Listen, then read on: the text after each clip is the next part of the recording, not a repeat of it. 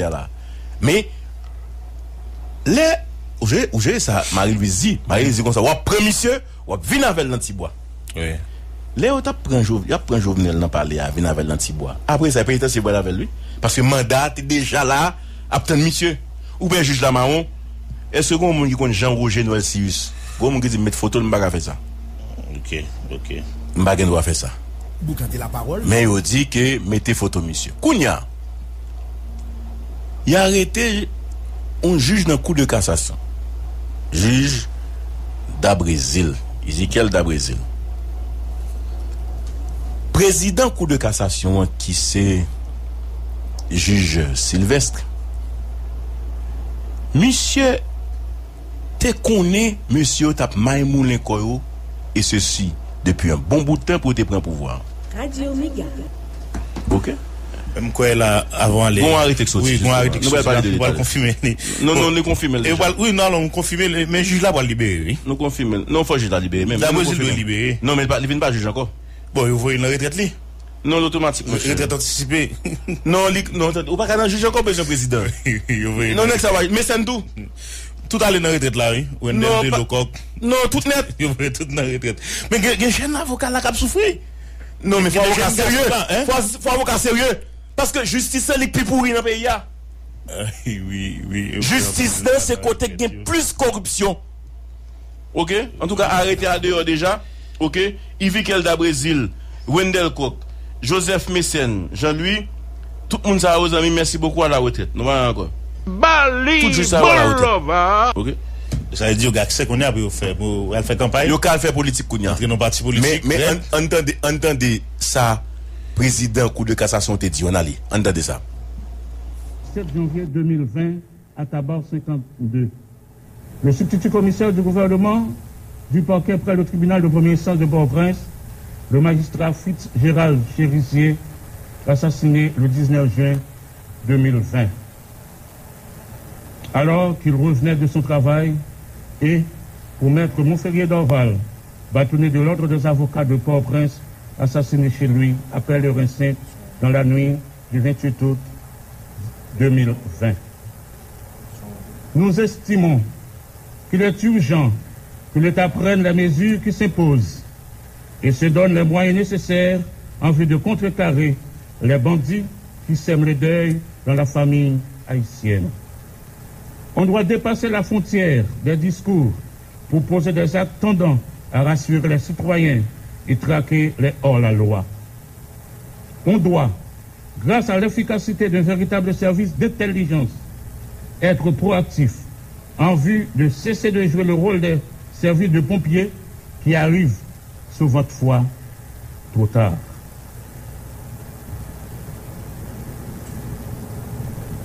L'appareil judiciaire est une nouvelle fois interpellé.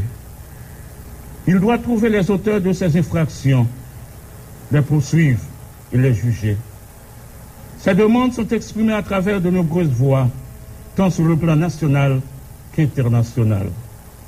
Elles ont énergiquement demandé à la justice de faire son travail jusqu'au bout. Elles ont diversement exprimé leur ras-le-bol contre des enquêtes cosmétiques qui ne touchent pas le fond du puits de l'insécurité. Face à des crimes crapuleux qui atteignent l'âme de la nation, les instructions préparatoires doivent permettre de comprendre exactement ce qui s'était passé dans la commission de plusieurs crimes. La justice doit demeurer dans notre République cette femme aux yeux bandés qui prononce le nom du droit, le mot du droit de Saint-Marc et des Gonaïves. Toujours dans le souci de motiver les magistrats, le CSPJ va mettre beaucoup d'accent sur l'évaluation systématique du travail des magistrats. L'article 58 de la loi portant statut de la magistrature dispose que l'activité professionnelle des juges et officiers du ministère public doit faire l'objet d'une évaluation tous les 2 ans et dans tous les cas de demande de poste. Désormais, chaque juge doit acheminer un rapport mensuel à la direction de l'inspection judiciaire le 10e jour de chaque mois au plus tard. Lequel rapport doit être disponible sur le site du CSPJ afin que tous ceux qui sont intéressés à la vie des tribunaux puissent en prendre connaissance. Le secrétariat technique du CSPJ est ainsi de mettre les formes à la disposition des magistrats et de prendre toutes les mesures nécessaires pour recevoir régulièrement les rapports. Les magistrats sont rémunérés avec les taxes des contribuables et conséquemment, ils doivent leur rendre compte du travail fourni en contrepartie du salaire reçu. Le CSPJ veut mettre de l'ordre dans le congé des magistrats. Cela arrive souvent, et même trop souvent, que les audiences ne sont pas tenues à cause de l'absence des magistrats. Les chefs de juridiction et parquets doivent déterminer avec les magistrats les dates de congé et les disséminer aux services concernés du CSPJ. Ils doivent, dans le rapport mensuel, attirer l'attention du CSPJ sur les absences répétées des magistrats afin que les sanctions relatives puissent être appliquées. Car une bonne gestion du congé des magistrats nous permet de mieux assurer la continuité du service public de la justice. Le CSPJ va intensifier la certification des magistrats au cours de cette année. Cela nous permettra de débarrasser le système de tous ceux qui déshonorent la magistrature. Dans cette optique, je vous annonce que le CSPJ, dans quelques jours, va sortir une liste de 30 magistrats, dont 17 sont certifiés et 15 non certifiés. Les magistrats non certifiés seront purement et simplement exclus du système. Estimant que l'inspection judiciaire peut grandement contribuer à mettre de l'ordre dans le fonctionnement de la justice, le CSPJ entend renforcer la direction de l'inspection judiciaire dans la juridiction des cours d'appel de Hinch, du Cap, des Gonaïves et des Cayes. On va mettre des bureaux d'instruction judiciaire dans ces 4 juridictions de cours d'appel. Le CSPJ se donne pour tâche de trouver un arrangement avec le ministère de l'économie et des finances pour que, désormais, les frais judiciaires puissent être payés à des guichets spéciaux de la Direction générale des impôts. Ainsi, les justiciables ou leurs avocats n'auront qu'à présenter au greffe des tribunaux le récépissé émis par la DGI pour obtenir le service relatif.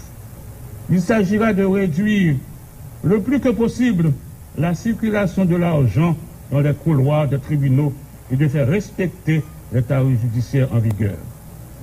On n'entramera pas ainsi la fiscalisation. En attendant de nouvelles mesures, nous recommandons aux greffiers de prendre leur responsabilité de respecter religieusement la loi sur les tarifs judiciaires. J'en profite pour rappeler aux greffiers que la loi fait du greffier un agent de fisc chargé du recouvrement de ses droits et taxes à tous les décrets de juridiction. Collègues magistrats, Dieu nous a délégué le pouvoir de juger nos semblables. Qu'avons-nous fait de ce noble privilège? Est-ce de se servir pour amasser plus de richesses? Se servir pour faire de la méchanceté aux autres? Se servir pour accaparer les biens d'autrui? Ou bien se servir pour appliquer la loi selon notre conscience, les textes de loi à l'appui? Trop d'hypocrisie.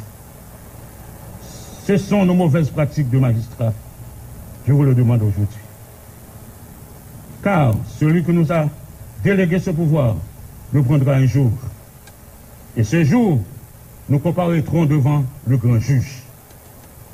Il n'y aura ni opposition, ni référé, ni défense exécutée, ni appel, ni cassation, ni un coup de fil à un ami ou une amie du pouvoir exécutif, législatif ou judiciaire.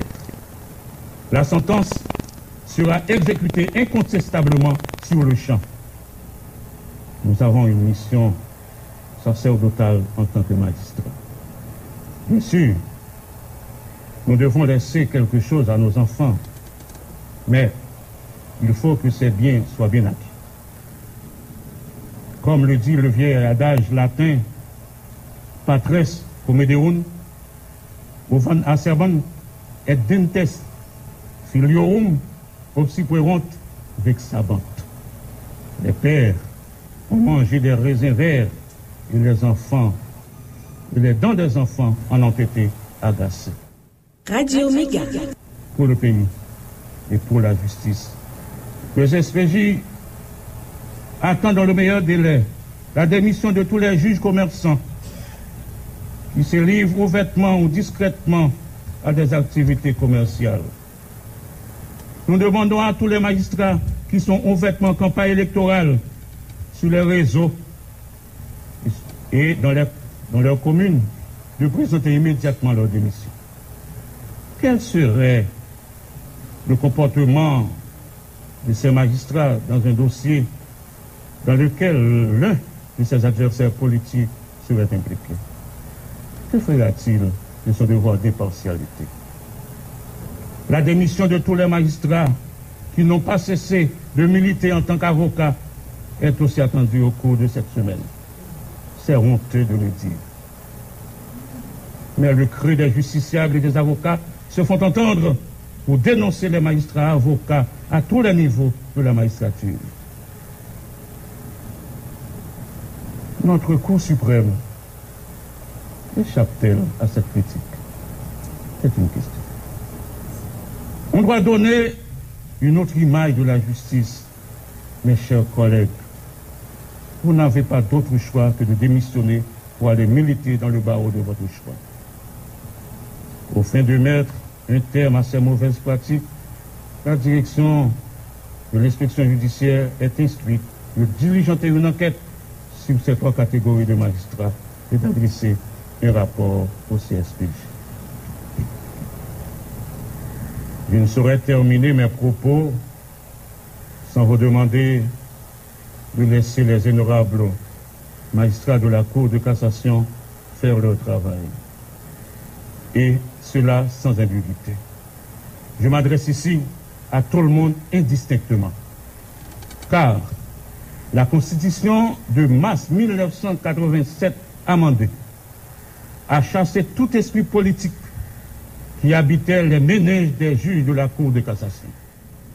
Ô Dieu de grâce, mesdames, messieurs, c'est là même nous avons besoin de venir. Et m'a pris pour nous. N'a parlé de ce discours ça, René Sylvestre, président Cour de cassation. Ti extrait ça extrêmement important. Mais ça le dit. Je ne saurais terminer mes propos sans vous demander de laisser les honorables magistrats de la Cour de cassation faire leur travail. Et cela sans ambiguïté. Je m'adresse ici à tout le monde, indistinctement.